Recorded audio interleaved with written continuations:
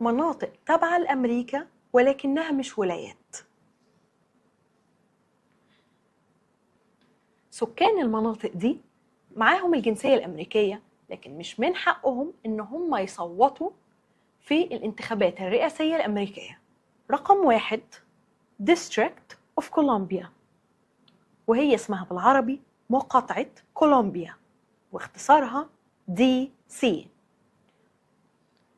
رقم 2 American Samoa، ساموا الأمريكية، واختصارها AS. رقم 3 جوام، اختصارها GU. رقم 4 Northern Mariana Islands، جزر ماريانا الشمالية، اختصارها MP. رقم 5 بورتوريكو، اختصارها PR.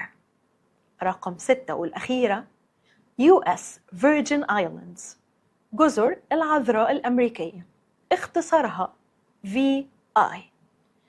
This is Premier English by Sarah، ودي كانت مناطق تابعة للولايات المتحدة ولكن مش ولايات أمريكية.